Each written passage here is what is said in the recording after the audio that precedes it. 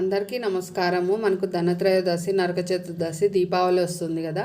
కొన్ని ప్రాంతాల్లో 3 రోజుల్లో సాయంత్రం వేళలో యమధర్మరాజుకు దీపారాధన వెలిగించుకుంటారు. అది ఎలా వెలిగించుకోవాలో చూపిస్తాను. మేమైతే ధనత్రయోదశి సాయంత్రం వేళలో వెలిగించుకుంటాము. మనకు గుమ్మం బయటికి వెళ్ళిన తర్వాత ఒక ఆకు ఏదన్నా తీసుకొని దాంట్లో కొంచెం రాళ్ళు ఉప్పేసి ఒక మట్టి ప్రమిదే తీసుకోవాలా ఈ దీపారాధనకు. దాని గంధం, పసుపు, కుంకుమ అలంకరించిన తర్వాత 3 ఒత్తులు ఒకే ఒత్తిలాగా నలిపి దాంట్లో నువ్వుల నూనె కానీ ఆవు నెయ్యి కానీ వేయండి. లేదనుకో బయట వైపు కాబట్టి గాలికి ఉండదేమో అనుకుంటే కొంచెం కర్పూరము ఒత్తికి మొదట్లో అంటే బాగా వెలుగుతుంది. తర్వాత పుష్పము, గంధం, పుష్పము, అక్షింతలు, పసుపు, కుంకుమ వేసిన తర్వాత యమధర్మరాజుకు మా కుటుంబాన్ని కాపాడమని యమధర్మరాజుకు ఈ విధంగా నమస్కారం చేసుకొని అగరబత్తి ధూపం చూపించిన తర్వాత ఏదో ఒకటి నైవేద్యం పెట్టి నమస్కారం చేసుకోవాలి. ఆ దీపారాధన వెలిగిన తర్వాత ఉదయాన్నే నిద్రలేసి ఆ రాత్రి ఏం చేయకూడదు. ఆ దీపారాధన ఉదయాన్నే నిద్రలేసిన తర్వాత అవి ఎవరు తొక్కని చోట పడివేస్తే మనకు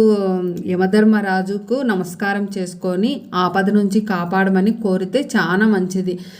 ఎప్పుడే కానీ తొలి చెట్లోను, ఉసిరి చెట్లోను, పూజ చేసే చెట్లలో వేయకండి.